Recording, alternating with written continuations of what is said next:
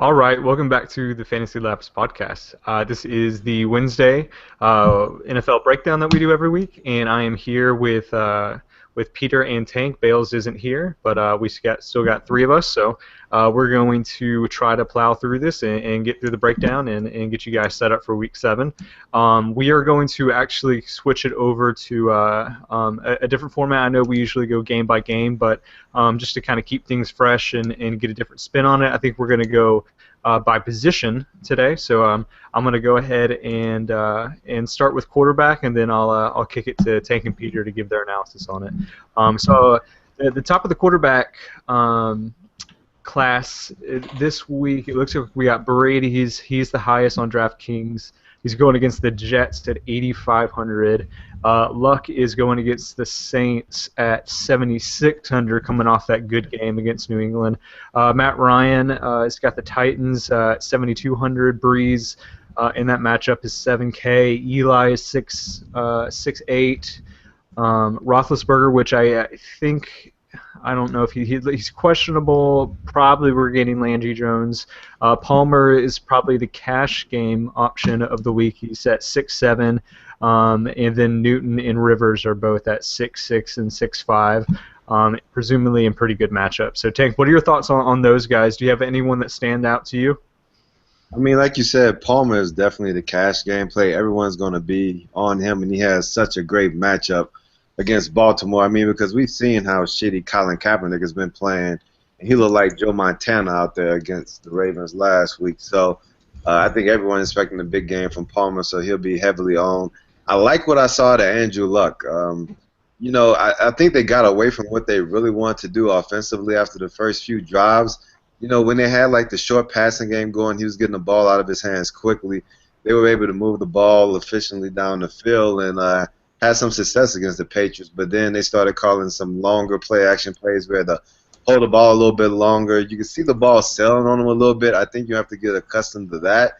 But I think when you have a juicy matchup like he has against the Saints, you can't pass up on him. So I think he should definitely be in play in GPPs because a lot of people will probably still be worried about the shoulder aspect.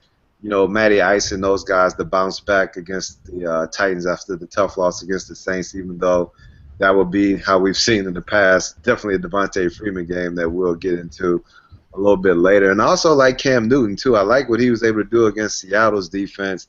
And just for the simple fact that, especially when he gets in the red zone, he's one of those guys where I would say, like, shit, damn near half the time he's probably going to plunge into the end zone himself. So I like that upside. And I like just his involvement in the touchdowns, whether it's going to be him running or passing. And even though Philly has been able to turn over a lot of teams, I think that, the way that the Carolina offense is constructed, he could definitely have some success against them. So, Tank, I know that this isn't like a fantasy-specific question, but I've heard some buzz this week about Cam Newton being kind of the early MVP favorite. What are your thoughts on that? I mean, I think he's playing well enough to be an MVP favorite, but at the same time, this league is so stats-driven, and so when you see Brady and these guys throwing for a ton of touchdowns and a ton of yards, and they're established, they make for juicier headlines, I feel, than Cam Newton. He's not going to be the sexy pick. But at the same time, when you always talk about Brady doing a lot with less, I think, Brady has Gronk. Even though Edelman isn't the true number one, he is able to maximize his opportunities in space because of what Gronk pulls away from the defense. But Cam Newton, all he really has is Greg Olsen. And Greg Olsen, I think we can all agree that he's not on the level of Gronkowski, and he doesn't have anything outside yet. At the same time, he's just willing this team to win each and every week and putting up decent stats while he's at it. So definitely should be in consideration, but there's no chance he'll get it. Yeah, he has looked impressive. And Brady, speaking of his receivers, it looks like LaFell is close, if not this week, is going to be back, but maybe next week. So it might slide Amendola down, but give Brady another target. So something to watch out for. So Pete, what are your thoughts on the quarterback slate this week? Yeah, it's interesting. So Tom Brady at the top is probably tournament only. I would not touch him in cash versus the Jets, who've been a really good secondary. I did see Vontae Davis on Gronk a decent amount in the Colts game. Curious how the Jets plan to attack him.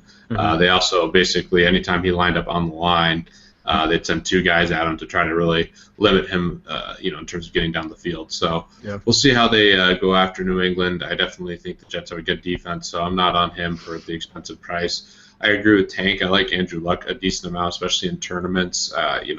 Hopefully he continues to get better. I didn't think he looked 100% healthy, but I thought he looked better, obviously. And against New Orleans at home, I think that's a really great matchup. Matt Ryan, kind of the same thing as Tank. I like him all right, but I think there's better options below. We talked about Carson Palmer. He's the clear-cut number one quarterback for me overall, even regardless of salary. So he'll be in a lot of cash games. He'll probably be in mine. I like Cam Newton quite a bit as well, and then I think Hmm. Philip Rivers is a really interesting option. He's Yeah. just throwing for a ton of yards, and Philip Rivers to Antonio Gates looks like a pretty nice stack this week. Yeah, for sure. Yeah, Philip Rivers is throwing like crazy. Both Keenan Allen. I was really curious to see what how it was going to affect Keenan Allen when Antonio Gates came back into the lineup to see if his targets would go down. But it looks like so far, Keenan Allen and Antonio Gates were both in like the top 6 or 7 targeted players last week. So it looks like Philip Rivers is going to throw to both of them a lot. So and we know that the Raiders are really bad against tight ends, so that's something we'll obviously get into when we get to that position. So Peter, this is kind of an interesting weekend that we've had a lot of kind of lower options in past weeks that are kind of in that 5 to 5,800 range. We've had Tyrod for a while and and some guys like that, but it kind of seems like there's really no one in that 5 to 6K range that's really playable this week. Or is that kind of where your thoughts are too? I think there's a lot of tournament plays available. I mean, a lot of kind of ugly guys or ugly to ugly plays that I could see being really good tournament plays. I mean, I think Landry Jones. I mean, I don't Hmm. love him, but he could definitely have a decent game at 5,100 against Kansas City, who's been pretty bad against the pass. Other side of the football, Alex Smith hasn't been good either, but against Pittsburgh, who's been pretty porous as well, I think he's an intriguing option. I mean, same thing with like Jameis Winston versus Washington has been bad versus the pass. So there's all these guys who have a ton of warts that aren't necessarily great plays, but I think they're at least somewhat viable options, especially in tournaments in that low range. Other guy that I would say for sure under the 5,800 is Matthew Stafford. I think Yeah. Hmm. what we saw from him against Chicago, I was big on him last week and pretty big Hmm. on him again. I think he's it's not the best matchup for Minnesota, but at home against a non-elite team, I definitely think Stafford's a good play. Yeah, Stafford was a guy I liked a lot last weekend. And finally had Calvin Johnson kind of looked like Megatron again. So that was good news for him. And Tate obviously had that touchdown as well. Yeah, so Alex Smith is an interesting guy to me before we move on to the running back slate. And Tank, want to ask you about that. So it looks like obviously no Jamal Charles, he's out for the season, so they're already banged up.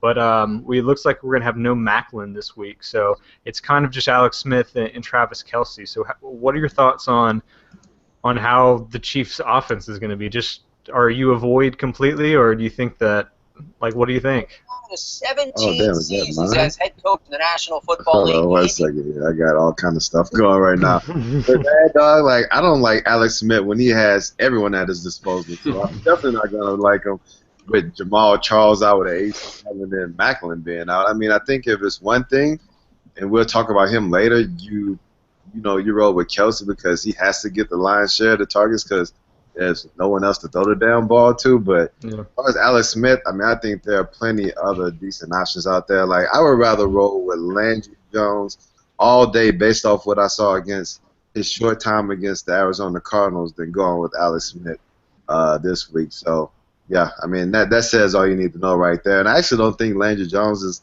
that bad of a play, just for the simple fact that I mean he had a great command of the offense. He threw accurate balls. He got the ball out of his hand quickly. And then when you have AB on one side and that damn monster, the alien Martavis Bryan on the other side, then I mean, shit, all you have to do is throw the ball to them and let them do the rest. And obviously, we can see what the alien does in space. So I really like him this week, actually. Yeah, I don't mind him either. I saw a stat that Michael Vick didn't have a pass thrown past the line of scrimmage. And so I think, yeah, it's kind of sad to say that Landry Jones is a significant upgrade on Michael Vick, but I think that's kind of where we are. So sounds good. So let's move on to running backs. And the top of the class, as far as this week's slate goes, starts with Le'Veon Bell. He's 8,400 against the Chiefs. Devontae Freeman is back in the regular slate. He's 7,900, so finally got him priced up. He's going against the Titans. Adrian Peterson is at the Lions. He's at 7,600. Foster is at 75. Marshawn Lynch looks like he's going to play, and he's at 69 in that Thursday game. Dion Lewis is at 6'5". DeMarco Murray's at 6'4". And then kind of rounding up is Ingram, Forsett, and Murray all in that 6'3" to 6'1" range. So Tank, what are your thoughts on those kind of top running backs?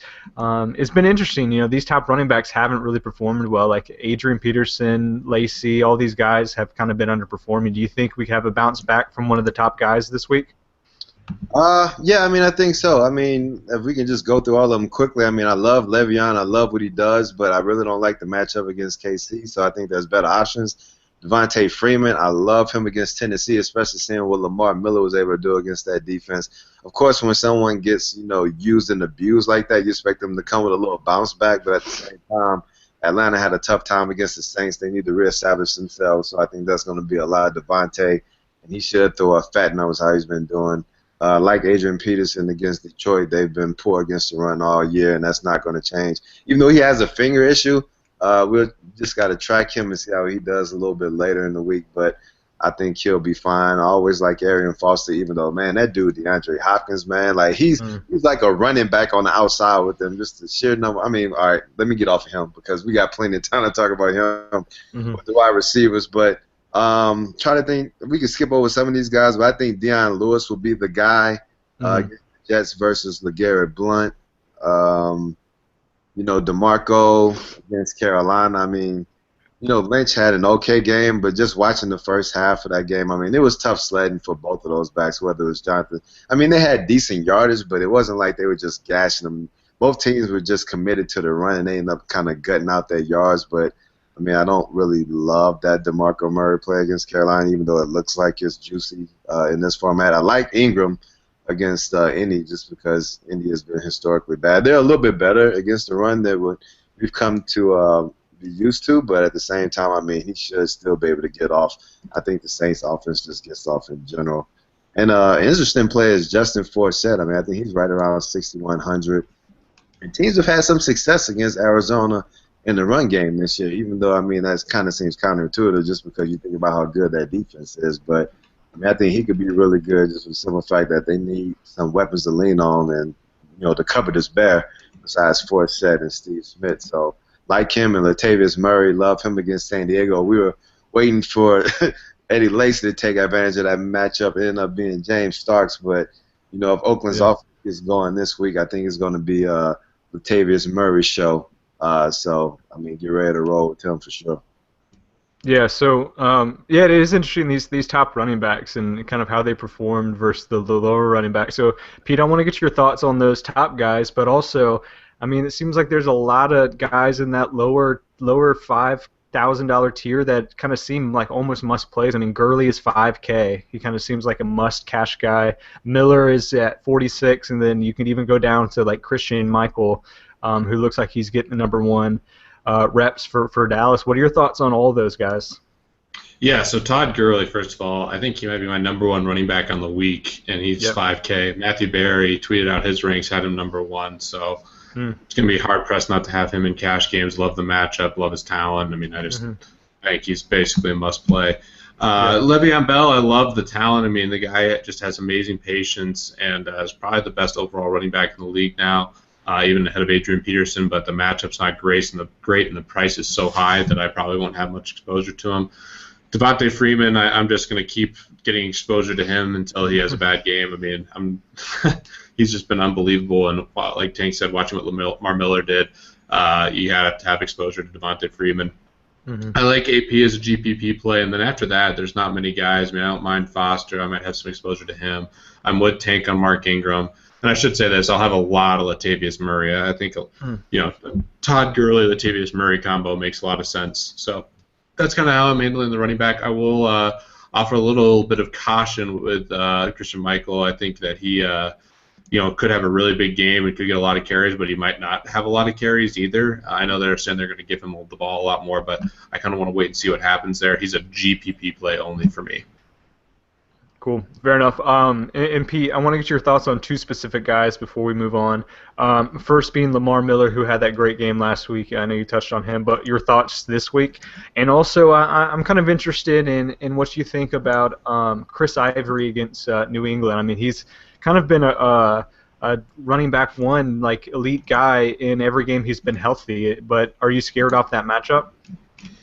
Yeah, so Lamar Miller I really like a lot. I've always liked his talent. I like him on DraftKings too because he has pass catching potential. He's had, I think, a 2 or 3 catch average on the season so far, which is pretty solid. I mean, he had that 1-5 catch game against Jacksonville. Last week was nice to see the 19 carries for 113 yards. So I definitely like him. I think he's someone that I'm definitely going to have a lot of exposure to in tournaments given the price. For cash games, again, it's probably going to be hard for me to get off a couple guys, in particular Todd Gurley. But I think he's definitely a viable option. And then Ivory, I think Ivory will end up being a top 7 or 8 running back overall in the year.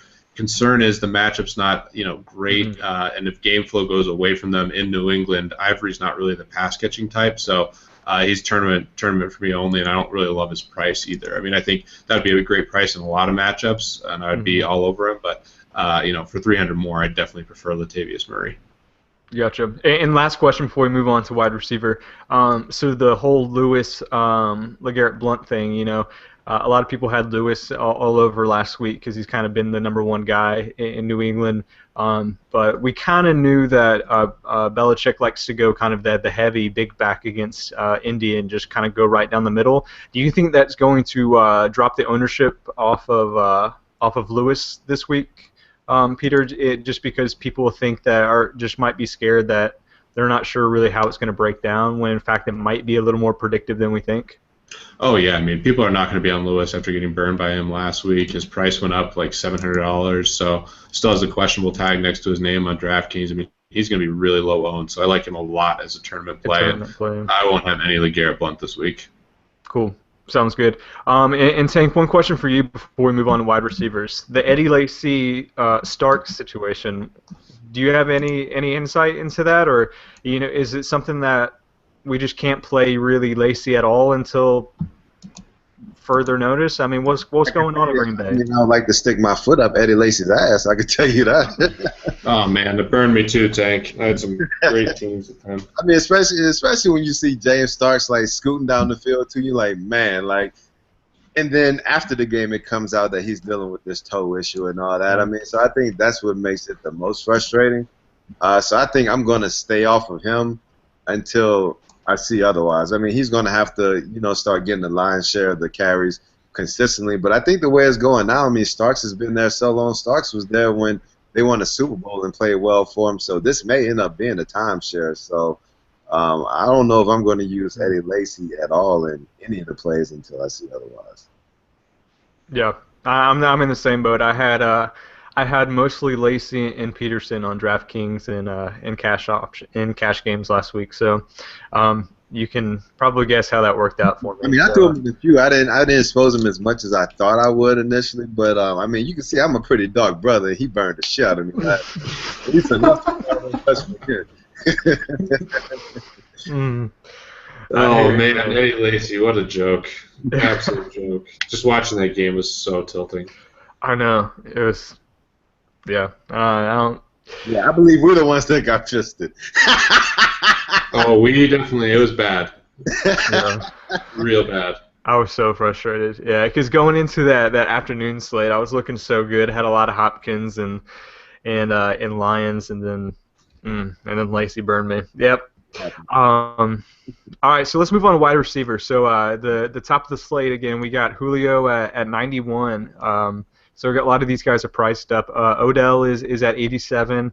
Hopkins is at 86, so he had a big jump. He's been at 7K every week for some reason, even though he's been dominating every week.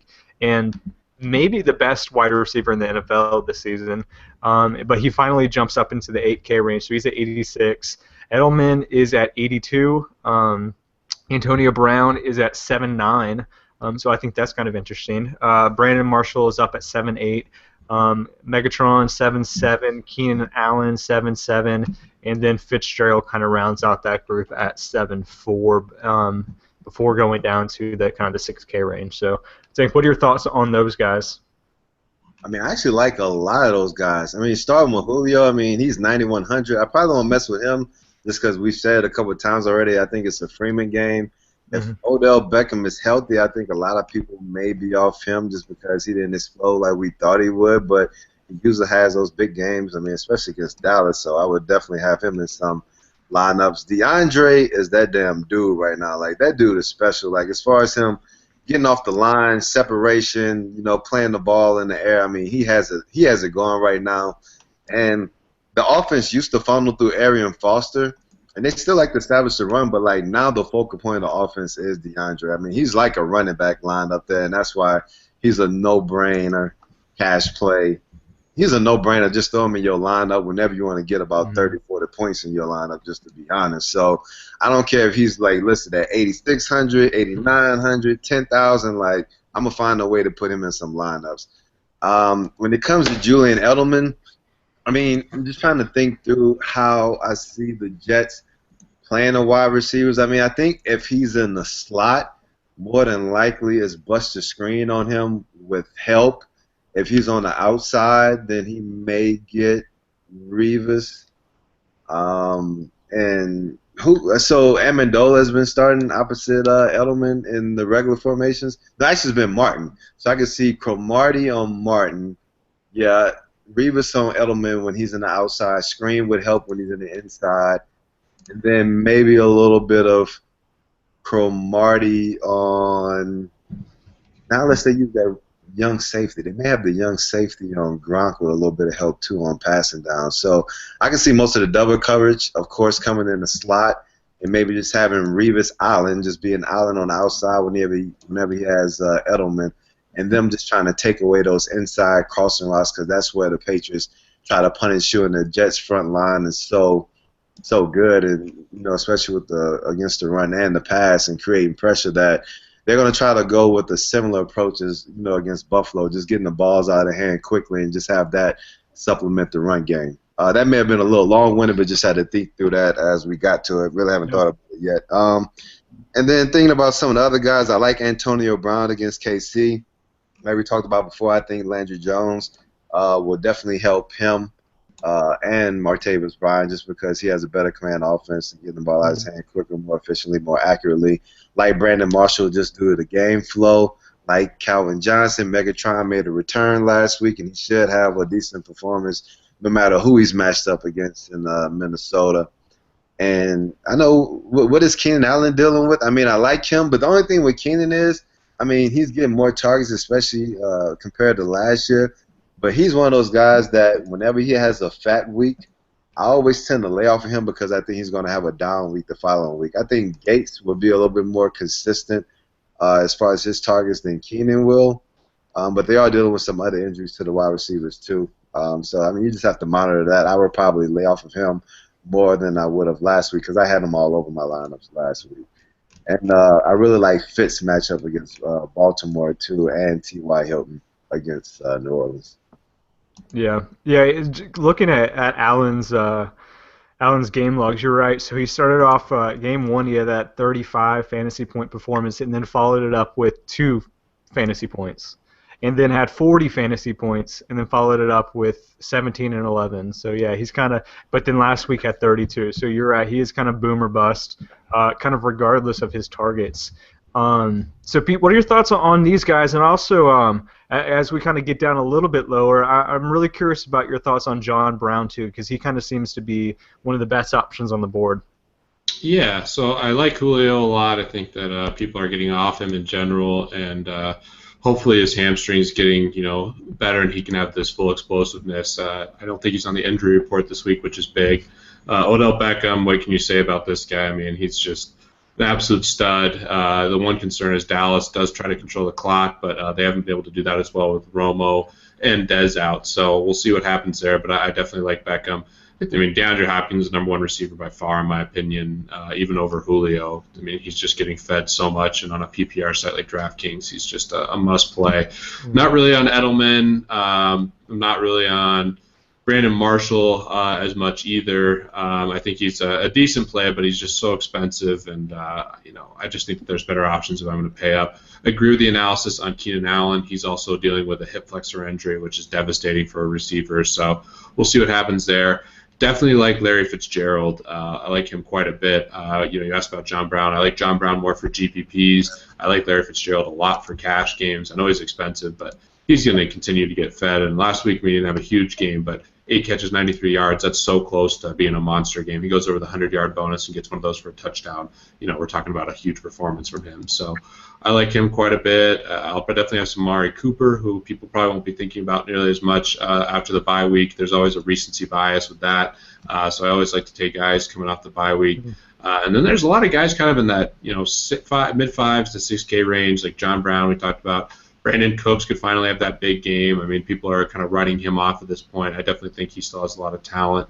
I like T.Y. Hilton a lot. Jordan Matthews, I mean, I don't love him, but it won't surprise me after I've been on him recently that he has a big game. And then one guy that I have to mention as a GPP special, I love him for GPPs, is Mike Evans. I think Mike Evans could have a really big game versus Washington.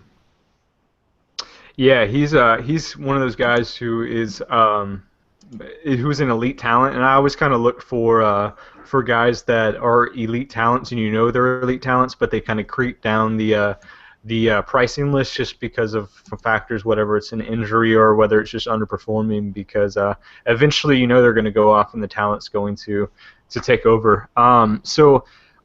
Pete, what are your thoughts on some of these guys that just cannot seem to get their salaries? Like, we got salaries kind of going up. We have Moncrief, who's at 5,200 and just for some reason can't get above that 5K range. Martavis Bryant's still pretty underpriced, even though last week was his only first week. Kind of looks to be in a good matchup at 47. I mean, any of those guys like in that like under 5K range intrigue you? Yeah, I like both the guys that you mentioned. I think Martavis is a great tournament play. I couldn't believe he ran that one play for a touchdown. I thought he was going to get tackled multiple times and just kept going. So I really like him overall as a play. Moncrief is a great play. I mean, he had a good game against New England, and I think he'll have another big game here against New Orleans. I think he's kind of like the quasi number one. I mean, T.Y. Hilton definitely has that reputation, but he's just a burner really more than anything. I think Moncrief is more the prototypical number one, especially in terms of being a possession receiver, because Andre Johnson's washed up. There's one pass where he just needed to jump up and grab it, and he got like 6 inches off the ground. So I'm off the Andre Johnson thing, and I think the Colts feel the same way. So I like Moncrief a lot. Another guy that I think is really underpriced that is a good play is Stephon Diggs. I really like him in general. I think that he's a player that's going to continue to do well in that offense, and talented player. I mean, he was a high recruit coming into college. I think he was like a top 15 receiver in high school. Was great in Maryland, just couldn't stay healthy. And if he's healthy, I'm going to play him. So he's healthy, and he looks really good for Minnesota. So I like him quite a bit. And there's a couple other guys I think are flyers that you could definitely have some exposure to. Keep an eye on the Washington injuries, but Jamison Crowder is still really cheap. Deshaun Jackson missed by some chance. And then there's a couple other guys, I mean, down there. Dwayne Harris just had a bad game. What if he could bounce back? A lot of people were on him. He's only 3,300. And there's just a bunch of guys that are, have warts but could have big games and kind of the lower range. I still don't mind Willie Snead in New Orleans. He's still that guy. So there's a lot of options. And the one thing I will say, if you want to pivot off Gurley into GPP, I would love to do a Tavon Austin St. Louis stack and hope that Tavon Austin gets like a punt return and a touchdown receiving, because then you get the double points for the defense. I like Tavon Austin a lot. Yeah, that's interesting. So yeah, I one question, and then I kind of want to get Tank's thoughts on him. So you talked about Diggs, who I love this week, and he's kind of emerged as the number one receiver in Minnesota. Is he cash game viable to you, Pete? I wouldn't. I don't know if he's definitely in a play, but the way I've been building my rosters, I haven't needed to use him. But Okay. yeah, I mean, I think he's right there. I mean, the thing is, it just depends. I mean, a lot of these guys have warts down here in the 4K range. I've been actually spending up at receiver this week when I'm building my rosters and really saving at running back. But yeah, he's definitely an option. And someone else I didn't mention that I should have is Eric Decker, who could have he's still really cheap. I mean, I know that New England's good defense, but Decker is a touchdown monster, and they try to take away Brandon Marshall, which Belichick is famous for. I think he could have a good game, especially if they get behind. Yeah, for some reason his Decker's price can't go up, and his conversion rate once they get into the red zone is ridiculous. He just gets a touchdown every time, it seems. So yeah, that's interesting. You talked about Crowder, and it looks like the news is that Deshaun Jackson is out for this week. So I think Crowder's is interesting for sure. Tank, I wanted to ask you about Diggs specifically because I think he's kind of one of the more interesting guys. I've read a lot of articles about him already. Have you got the chance to kind of watch him, and I'm just curious of your thoughts about him as a receiver? Yeah, I watched him today, and I think I think Mike Wallace said it best. He said that Diggs kind of reminds him of Antonio Brown, and when I watched him on tape, actually, I think it was whether it was today or yesterday.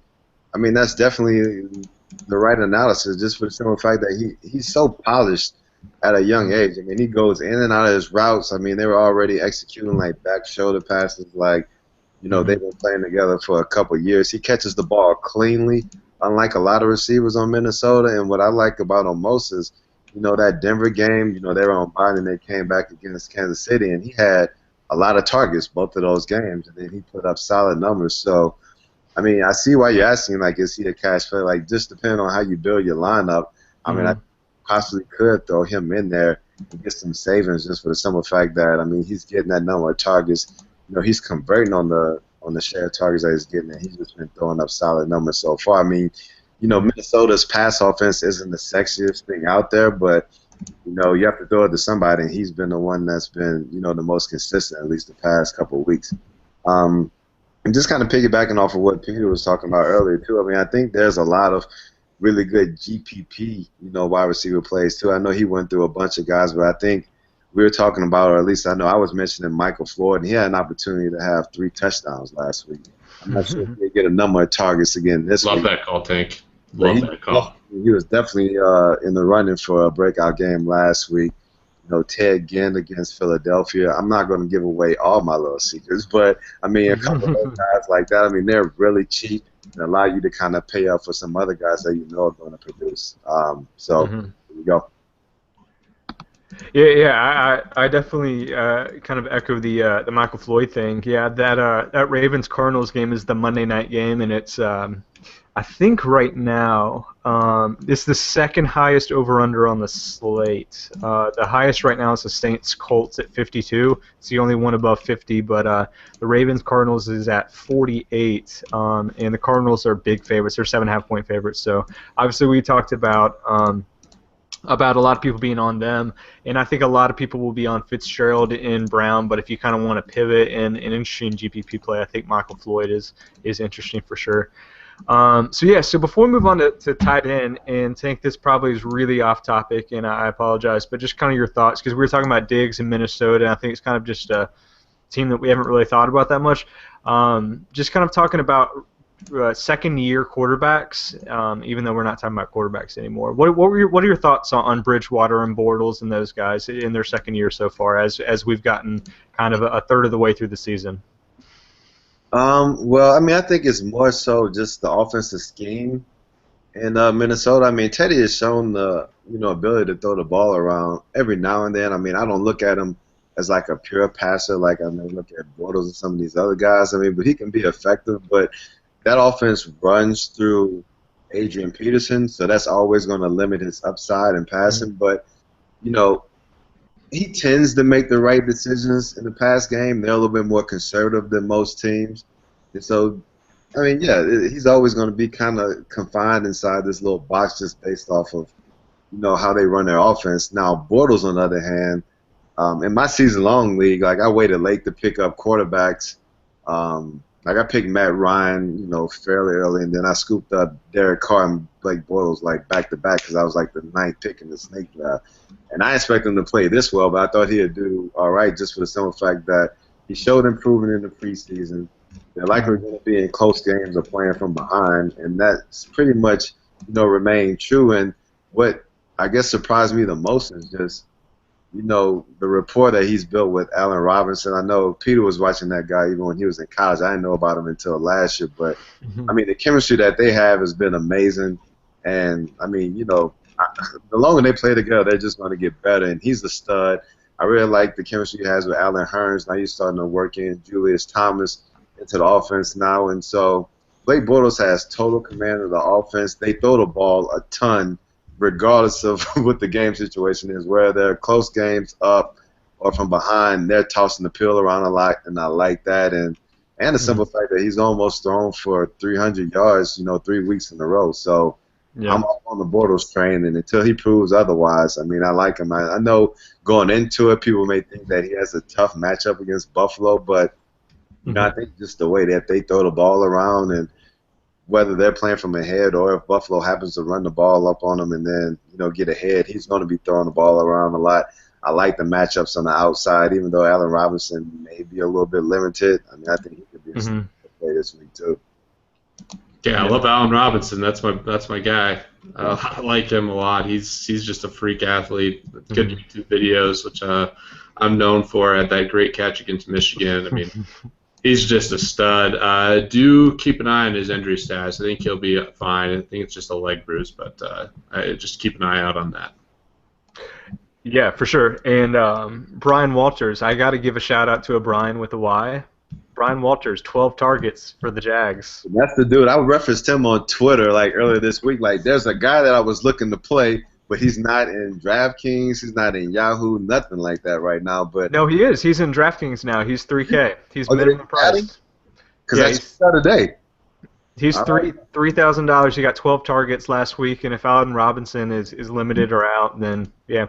Interesting, and he spells his Bryan name with the Y. Yeah, hey, Bryan, you better play him. You got to play him. I have to. Yeah, Bryan, that's too much of a connection. I know. I in NASCAR, I tried NASCAR DFS the first week, and I rostered whatever the Mears guy, Casey Mears, and I cashed, and I haven't played since because I was like, yep, this is it for me. Going out with a bang. Exactly. Pete. Real quick question for you, because I've been dying to ask you this and I just forgot about it till now. I need your thoughts on the Michigan's that craziness. Oh man, that was just devastating. I felt really bad for the punter until Ben Pritchett, who's a good friend, he tweeted out something with a video of the guy, and the dude's just like, I mean, I don't want to sound weird or anything, but he's got an Australian accent. Ben said it's like he's a good-looking dude with an Australian accent. He's going to be just fine. So that was my first response. Was just like, oh man, I'd hate to be the Michigan punter because I actually went to my only time I ever went to the Big House in Michigan. I went to the game against the Boilermakers, and the field goal kicker, who was friends with the guy I was visiting, missed 2 field goals, including an extra point, and they lost the game because of it. And he just got destroyed. I just felt so bad for him. So that was my initial thought. I was feeling bad for the punter, but what a ridiculous game! I can't remember a game ending like that, and. Yeah, I mean, it sucks for Michigan. They should have won the game. So I know. I've never seen a play like that. It was just the old coach was saying they should have just run the ball for it. I think punting was still the right thing to do. Like you punt it. It was, yeah. 2020, but do your damn job. Like you can feel bad for the punter and all that, but like you have one job to do: catch the ball and kick the ball. So. I don't know why I didn't fall on it either, but it's hard not. It's hard. I'm not sure either. Yeah. Like the perfect storm had to happen for him to try to kick the ball, bat it to the Michigan State guy, for him to run in the end zone without being caught from behind, and it happened. So maybe it's just. Yeah. And that's another thing. How many people does the Big House fit? Like over 100K? Yeah, it's a 6-figure capacity for sure. It's like 120, I think. Yeah. So 120 people, 1,000 people now know what it feels like to get fisted. Oh my God. Here's a line for you, Tank, that one of my friends always, whenever something bad happens, he always says, "Up my ass like broken glass." So that and fisting, we got two different terminologies to use now. Wow. Wow. All right. So let's move on to tight ends. On that note. Yes. All right. So top of the class, we got Gronk. Obviously, he's at 81. This week against the Jets. So kind of a tough matchup, and I know, Tank, that you had talked about that, and kind of who would guard him. So that's definitely an important thing to be on your mind this week, because he's a full 2,000 above all the other tight ends. So below him is Greg Olsen at 61. Jimmy Graham, who had a good week last week, is at 54. He's in that Thursday night game, so be aware of that. Antonio Gates kind of looks like the must play of the weekend. On probably on both sites, and he's a 5K on DraftKings going against that really bad Oakland defense in the middle of the field. Just gives up touchdowns and yards like crazy to tight ends. So kind of looks like the cash game guy right now. Barnage is 4.9 right now, and so is Kelsey, who we talked about might be interesting if Macklin is out. And looks like he's probably pretty doubtful. Jason Witten is at 4.8, but Matt Castle is his quarterback, so that'll be interesting. Julius Thomas is at 4.5, and Charles Clay, who I actually kind of like a lot, is at 4.3. So, Tank, what are your thoughts on those guys? I know you talked about Gronk a little bit, but if you have any more thoughts and kind of the other guys as well. I mean, now that I think about it, I think Gronk may be the most interesting player out of the tight end group for the simple fact that I think everyone's been waiting for him to get off, and he's just been like, okay. And so now he's playing against the Jets. His salary is $8,100, so it actually went up. But you would think a lot of people may be off of him now. I mean, and just thinking about all the cheap wide receivers that I was just thinking about playing in GPPs, I mean, this may be the week that I load up on Gronk just because I think everyone's going to be off of him. Yeah, I mean, so yeah, that's what I'm thinking with Gronk. Otherwise, I mean, I think, they don't have anyone else to throw the ball to in Carolina, so Olsen's definitely in play. Yeah. Jimmy Graham, I hate him because I own him in one of my season-long leagues, and I replaced him for Ladarius Green. I still won, and Ladarius still gave me a touchdown, but then Jimmy decided to get off and all that shit, so now he's on my shit list. Antonio Gates, I mean, yeah, he's primed to have a good game here against Oakland, so I could definitely see rolling with him. Like Gary Barnage, I don't know what to say about this guy because you look at Jimmy Graham, like he's fast, he's smooth, and, he plays well when he's in the right system. Like Gronk looks, kind of ugly, but he can still move. He just runs folks over. He's like kind of like the juggernaut. And then Gary Barnage looks like damn Elmer Fudd out there. Like in the Bryan uniform. Looks kind of nasty, like running his routes, but this cat continues to ball. And I don't know why, but somehow Gary Barnage is the damn Devontae Freeman of tight ends. And I think we said it last week, and until he proves me wrong, now I'm going to just start throwing his ass on lineups and see what happens because somehow, I mean, he looks nasty in his lineup. I mean, in the uniform, he looks nasty on the field, but all the dude does is ball. So, Gary Barnage, you my dude. No, so I'm rolling with him. Kelsey, they don't have anyone else to throw it to, so he has to get love. Matt Castle is definitely an upgrade over Wheaton, but it's not like he's going to come in there and move the offense like Tony Romo. But I think at the very least, he should be able to get Witten a little bit more involved. So look for an uptick in his production. Julius Thomas, I think, as he continues to get healthier, get acclimated with Bortles and the rest of those guys, I mean, they're going to target him in the red zone, but he has to split those targets with, Robinson, who's getting a shit ton of targets in the red zone, and then Hearns has been coming on too. So he's going to have to fight for targets, but he's always a viable play. And I mean, Charles Clay has just been getting targeted like crazy. And then you have E.J. Manuel in the offense. I'm not sure if it's going to be E.J. or Tyrod this week. But both guys target him, but especially if it's E.J., I mean, he's going to lean on this tight end just because that's the safer throws and that's the check down throws and all that stuff. So he'll definitely be in play more than not, regardless of who the quarterback is this week. Yeah. So Tank, one quick question before we get Pete's thoughts on tight ends. So kind of right below that are two guys I want your thoughts on. The first one was is Jordan Cameron. So the Miami offense obviously looked a lot better last week under their new interim head coach, and a lot of that was kind of establishing the run with Lamar Miller. But what are your thoughts on going on the season? Was it just a good matchup, or do you think that Miller can continue to have success and maybe that opens up the passing game a little bit too? I think it was just a change in philosophy. I mean, Campbell went into the game with the mindset that, we need to, make some first downs, and then, that'll kind of help the offense get going. And so instead of throwing on early downs, getting yourself in second and long, third and longs, he was like, all right, I have Lamar Miller. We're going to run the ball on first down, run the ball on second down, getting third and manageable. Then you have a larger plays at your disposal, whether it's another run play or the short passing game versus getting in predictable long passing situations where teams can play cover two or get you in a blitz and make sure they can tackle you before you get to the first down. So that changed the philosophy, and I think they'll continue on with that. So Lamar Miller, he should definitely be, played in lineups, while his salary is still low because he's going to get a ton of touches for the foreseeable future. And I played Jordan Cameron in a couple of lineups just because I figured that they had established a run, and he'll get some looks in the red zone. I think he only had 3 catches. I can't remember how many targets. I mean, I would expect for him to get more targets just based off the change of philosophy, but, just looking at it this week, if I had to choose someone in that range, I would go with Delaney Walker. I actually peppered my lineups with Delaney Walker last week. He paid off for me. I mean, they use him a lot in the passing game, and they like to establish the run in Tennessee too. And with Mariota being hobbled, he's going to be even in more play. His play action passes or short passes. So really like him. And then, actually people may think that Ben Watson was just that last performance was an anomaly. I mean, he's actually a pretty good tight end. He's older, but I remember covering him when I was in New England.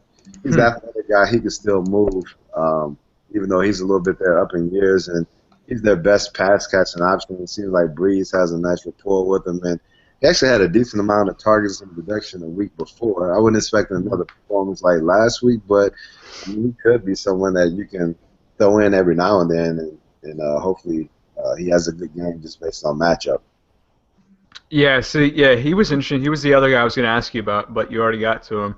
Because I write an article on Fantasy Labs every week. It's called Fluke versus Hindsight, and I kind of just look at the best plays of the last week and kind of just try to just like I know 2020 hindsight, but just kind of go through my thought process of why I either was on that player or wasn't on that player, and try to figure out whether I should have been on them or not. And kind of reevaluating my thought process. And Ben Watson was obviously a guy that I had no thoughts of at all. So yeah, so I was curious about your thoughts about him, but it seems like maybe not a 30 fantasy point guy, but could be a part of the offense in the future. Yeah, no, absolutely. Because I mean, when he came into the league, he was known as like a pass catching guy, kind of like the Kellen Winslow. Like when I prepared for him, whether it was playing against him or practicing against him, I mean, he was a guy that could stretch the field, get open, was really good with his hands, and I mean, he would give people hell. I mean, he just kind of flew on the radar because especially like when I got there in New England, you still had Monster and everyone else. So I mean, he really didn't get the number of targets and everything else. But he's a talented guy, a little bit older, so he's probably slowed down a little bit. But he's one of those underappreciated athletic tight ends. Fair enough. Pete, what are your thoughts on the tight end slate? Yeah, it's interesting slate for sure. I mean, Gronkowski is the guy at the top, but I actually like Gates a little more than him, who I think is going to be super popular at 5,000, given how bad Oakland's been against the tight end. Greg Olsen, I mean, I think he's in for a big game. I mean, I love the Cam Olsen stack. Olsen's clearly the number 1 target, and that touchdown he had to beat Seattle was great. I think he's going to continue to see a lot of opportunities. Especially when they're looking to throw the ball in the red zone.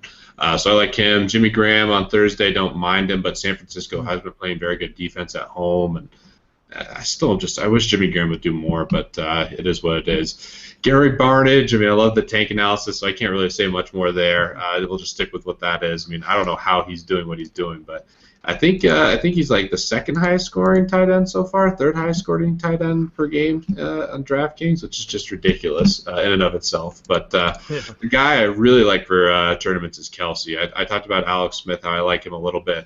I like the Alex Smith-Kelsey combo. I don't like Alex Smith in general in fantasy as a quarterback, but again, I think he'll be like 1 or 2% owned at home.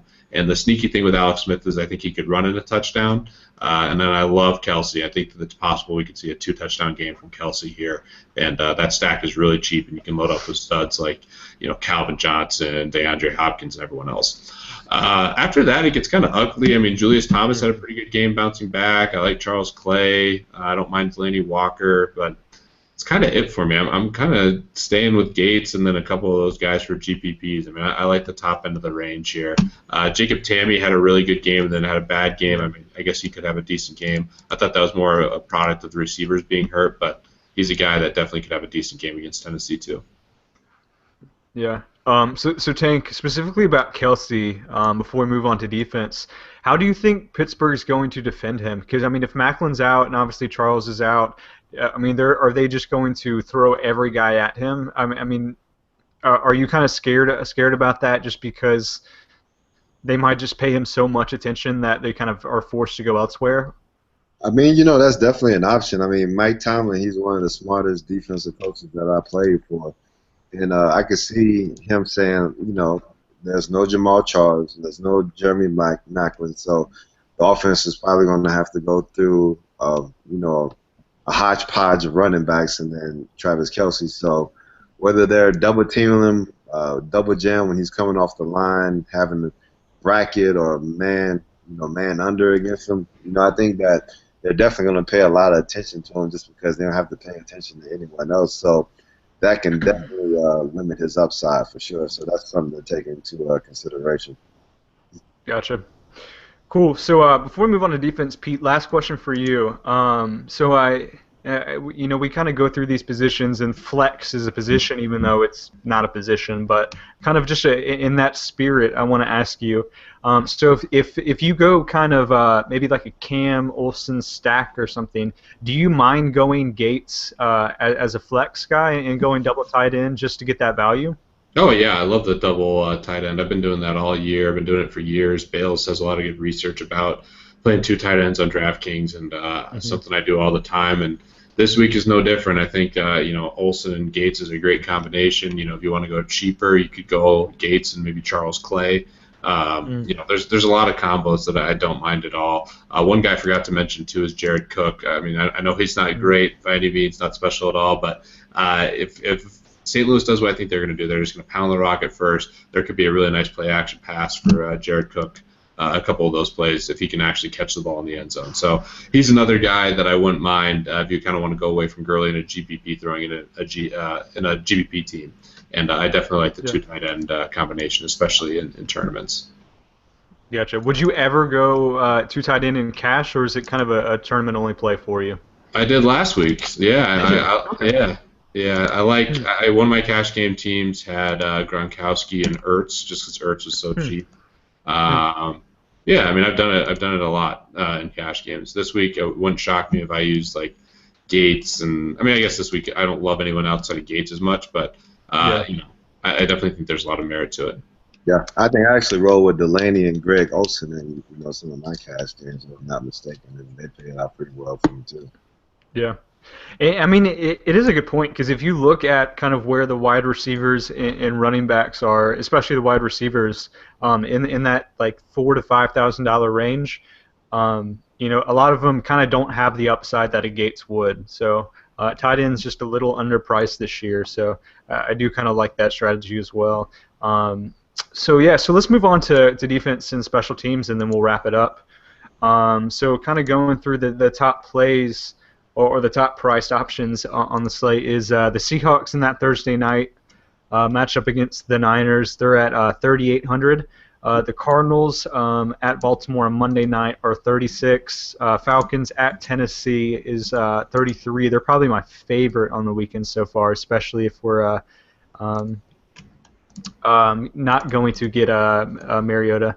But Patriots at the Jets at 32. The Bills at Jacksonville at 31. Panthers at Philly at 31. Vikings at the Lions at 3K. And the Ravens at Arizona at 3K. And it does kind of get ugly from there. There's not a whole lot of viable kind of lower options, and maybe Pete, you can find one for me. But it kind of seems like it's kind of the Cardinals and the Falcons and maybe some of these other top options, but that's about it. Tank, what are your thoughts first, and we'll go to Pete. Yeah, I mean, I think you just hit them right there. I mean, I really wouldn't want to touch the Seahawks the way their defense has been performing. I mean, my favorite is likely the Cardinals, for the simple fact that they're playing in Arizona. It's Monday night. They're coming off a tough loss. Those guys play really well at home, and they have a matchup against Baltimore. So I'm expecting them to come out with their hair on fire, likely, a pick 6 or 2 or 3. So I'm expecting them to probably be the number 1 producing defense this week. So I would pay up for them. I do like the Falcons against Tennessee. Especially if Mariota plays, because I think he's going to be limited, so then you get the sacks, hopefully some turnovers, things of that nature. Actually, I mean, if you're looking at some of the cheaper defenses, I really like the Rams all the way down at 2,400 against Cleveland. I know Pete already talked about pairing Tavon with them, but just playing those guys alone, I like them. And another defense that really doesn't jump to mind, but when you look at least their fantasy performance, they're pretty productive, and that's the Washington Redskins. And having that matchup against Jameis Winston, who's been prone to throw pick 6s every now and then, that may not be a good play either, where you can throw in a lineup where you have a defense at 2,500 with the Redskins or at 2,400 with the Rams, and then you can just use those dollars to stack elsewhere in your lineup. So those are my plays for this week. Yeah, Tank just stole my 2 really good defenses that I like a lot. I think the Cardinals are the number 1 overall defense, but they're expensive. And then I really, really like the Rams. I think that's probably going to be a pretty chalk defense. I think especially at home versus Cleveland, people will gravitate towards them, especially with that price tag. So I'll be on them quite a bit. I really like the Redskins, too. I think that's going to be a tournament team that I use quite a bit against Tampa Bay. Both those teams at home, which I really love. Another one, just 100 more than the Redskins, is the Chargers. I think that's interesting against Oakland. I mean, Carr I respect, but he can definitely throw some picks. So I think the Chargers defense is intriguing. And then there's other options like Kansas City. I mean, at home, especially if Landry Jones started. I know he looked really good, but he's still a third-string quarterback, and he could throw picks. So I wouldn't hate that play, depending on what news comes out. And then outside of that, it's pretty ugly. I mean, I don't love defenses this week. I definitely am on the Rams by far the most, and then also on the Cardinals. No Falcons for you, Pete? I'm on them a little bit, but I don't love the Falcons here in this spot. I mean, I like them, but for that price, I'd much rather go down to the Rams or the Redskins, especially since they're on the road. But I mean, I could see it for sure. I mean, obviously, especially depending on who's at quarterback, I think there's merit to it. But yeah, I mean, I don't know. Maybe I should be looking at them more, because I know if you look on DraftKings, you see that Tennessee's been the worst, or they've been the best team for defenses to play in terms of fantasy production. So in that regard, I think there's merit, but I like some of these other defenses just a little bit better. And I have a weird thing where I pretty much only play defenses at home. Outside of the Broncos last week, I was pretty heavy on them. Fair enough. Tank, question for you. So I actually did a study on positions coming off, how long in between games. So it was positions coming off bye weeks. And for some reason, defenses really did not perform well. They were actually the worst position coming off the bye week. So just in your experience in the league, is there any way that you could explain that? That is it something like it's a rust versus rest thing where maybe you just kind of get tired, or any thoughts you have on that? A defense is coming off a bye? I think it really just depends on the situation in the defense. I mean, I think a perfect example for that is the Miami Dolphins' performance last week. I mean, I didn't play their defense a lot, but I mean, I could have basically assumed that they were going to play well just for the simple fact that change of philosophy. I could tell by what they were going to do on offense that they would probably be a little bit more aggressive and go out with the mentality that they're going to, stop the run, get after a passer on defense. And so I really wasn't surprised at the end just to see that their, defense played well against the Titans. And usually, I mean, I know we've kind of talked about this, whether it was on this podcast or in the summer before we started doing this. I mean, really liking, running backs and defenses together. And I was all over Lamar Miller last week. And so that's why, I kind of like the Dolphins too, just because of how I thought the game flow would go. Yeah, that's fair. And actually, kind of that is a last question I want to ask Peter before we leave. So, we've seen these correlations between positions, and obviously that's important with stacking, and that's kind of just a basic DFS principle. And we've seen like Rotoviz has done a lot of good work in putting together some charts and stuff as far as the best correlated positions. And I think the best one actually, period, among all positions was a running back and his defense. Is that something that you put a lot of stock into, Peter, or maybe not? Do you look at other correlations more? I mean, I look at probably the quarterback and pass catcher a little bit more, but I definitely love the running back and defense. It's something I do a ton. And I talked about the Rams D. Gurley and Rams D is pretty cheap this week, so that's it's going to be a popular one. But yeah, I think there's a lot of merit to it, and obviously with game flow, it makes a ton of sense. So that's something that I'm definitely looking to a lot. Yeah, so I actually wrote an article this week. I'm sorry, I'm not trying to plug on my articles, but just kind of stuff that I've been thinking about. Way, man, your articles have been awesome. Especially I appreciate that. I like that a lot.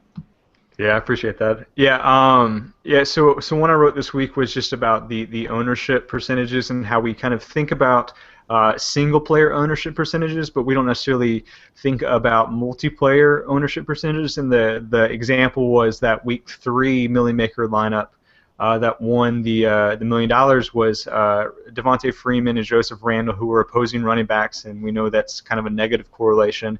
And then he also had Julio Jones with Devontae Freeman, so that kind of is just like something you don't want to do in general, but it kind of gave him a unique lineup because there was only maybe him and one other person I think that entire week had that combination of players.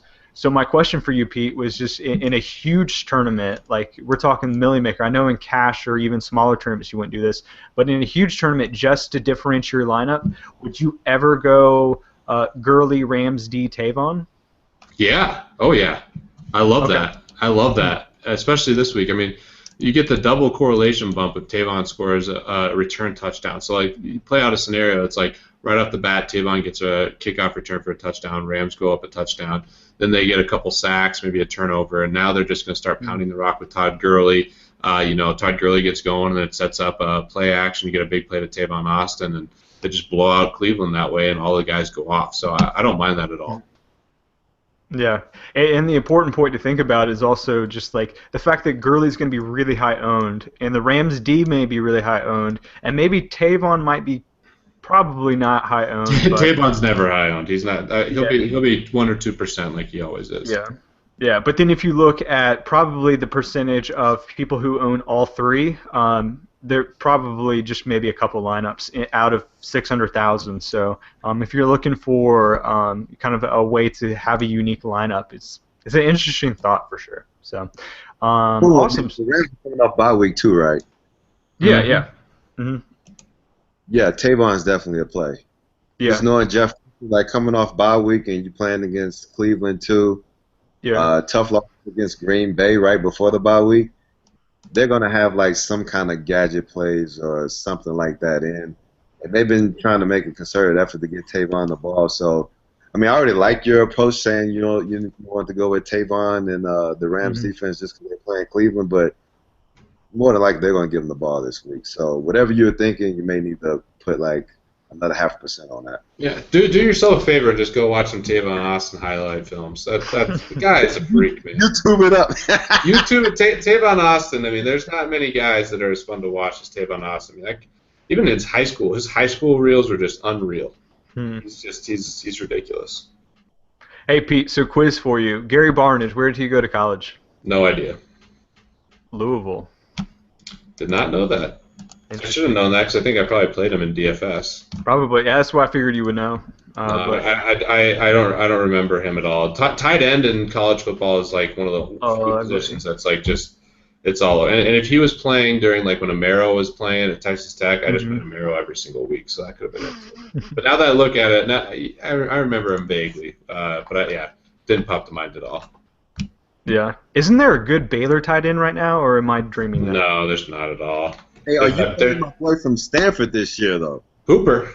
Yeah. Hooper's got. You know who's really got game tank is Christian McCaffrey. Absolute stud. Now I'll tell you who it reminds me of, and let me know if you're like he's. We were talking about this on Twitter. Who he reminds? I want to hear who he reminds you of. Watered down version of Le'Veon Bell. I mean the patience. Like first, I mean if you look at him. And don't mind that he's a little bit lighter. That's what everyone tries to compare him to a white guy, and it's like, come on, you don't have to do that. The patience, the vision, the burst, because actually I expected the cornerbacks to be able to hawk him down, and he was able to pull away. I'm not sure what his 40 time is, but he's faster than what you expect, and he's more agile than what you expect. Like, he has a little strong too. He punishes people sometimes on the end of his run. So I'm a big Christian McCaffrey fan. Good time. He went for like 50 you get 50 fantasy points from him last week. 3 quarters. Yeah, 3 quarters. You get 50 fantasy points. Would have been more on DraftKings. It would have been like 60. What percentage of your lineups did you have him in? 100% because it was a different slate. I was all in on him. Nice. Yeah, college football is fun. I love college football. So we're way off topic now from NFL, but that's fine. So we'll be playing Christian McCaffrey in NFL DFS. Don't worry. Down the road here, we'll have it. Exactly. Yeah, we'll get there. Yeah, we're just before the time. Yeah, just projecting. Predictions for college football championship. Go ahead, Tank. Man, I have to be a homer, man, because I was so down on my boys after Northwestern, and then. You know, at Stanford, we just continue to get better each and every week. And every time we're playing a team that you know, they've coming off a tough loss, and I expect them to come in and give us a tough game. And then we give them no. So, until we stop it, like Devontae Freeman, like Gary Barnes, until we stop it, it's coming. you guys got a loss, though, Tank, which I don't know if it's going to end up killing you. I think that a lot of these teams will lose, but. All right, I'll tell you who I do not like. Michigan State. I don't think they're going to survive up there. I think they might not lose again, but I don't like them to win at all. I do like Ohio State, Baylor, and TCU. Those 3 teams are kind of the chalk teams. I think. I think I'd have to take Ohio State and Baylor just because TCU's defense is so bad. They are. And don't sleep on Clemson either. Deshaun Watson, that guy's a total stud, and Utah's playing well too. So. No SEC teams I didn't mention, so maybe I should be thinking about LSU. I have trouble taking LSU because they can't throw the ball, but they do have the best player in college football. I don't watch a lot of college ball, but their passing game looked a little better last week. I'm not sure if it's because Florida's pass defense is that terrible, but it did look better. You're definitely right. It did look better. But I think that's because Florida's game plan was just to try to stop Leonard Fournette, which didn't even work that well either. But I've watched LSU almost all their games, and I'm not impressed with their passing game. But they do have by far the best player in college football, and that's Leonard Fournette. Are you team Cardale Jones or are you team JT Barrett? JT Barrett. I've been team JT Barrett the whole time. I don't know. It's been tilting me that they've been playing. So you're gonna have a redemption this week because apparently they're just gonna go JT Barrett for the rest of the season, right? That's the plan. I don't know why they haven't done that all year. I've kind of questioned the same thing. Braxton Miller probably would be the best quarterback, honestly, but they got him a receiver, and that's good for Braxton long term because he could be a receiver halfback clone, you know, like a Tavon Austin, big Tavon Austin type in the NFL. So, but yeah, JT Barrett, especially the way they like to play, that's going to help Ezekiel Elliott, and I think that makes a lot of sense for them. Cool, sounds good. Pete, you said about NBA Tuesday. Oh, I'm pumped, man, pumped. So excited. Yeah, we just released our NBA beta on Monday and announced our hire with Basketball Monster, former Basketball Monster Yahoo guy, Justin Fan, who is awesome, obviously top-notch, best in the business. And we got him to come over and do our NBA stuff and working on that. And Tuesday is the day. Tank, you follow NBA at all? Man, I watch it every now and then, but y'all need to get me hip to the NBA game so y'all could take We my got you. learn the biz, and then I can start wrecking shop. You'll start wrecking. Just all you need to you'll just use Fantasy Labs this year, and you'll crush Tank. You'll be in good shape. That Justin's going to be all over. Brian's going to be helping out. We got the whole team here. Got to give a shout out to my boy Jay Pearson, who goes by Doppel Sykes, who is doing a lot of stuff for us here at Fantasy Labs. He knows NBA as well, and it's going to be fun, man. I'm excited for NBA DFS for sure. Yeah, absolutely. NBA is my favorite sport, so I'm really excited to have it back. But sounds good. We will wrap it up. We've kind of gone off topic for the last little bit, but it's kind of good to catch up on everything. So thanks for listening, guys. Good luck in Week 7, and hopefully you take down a mill. And we'll talk to you guys next week.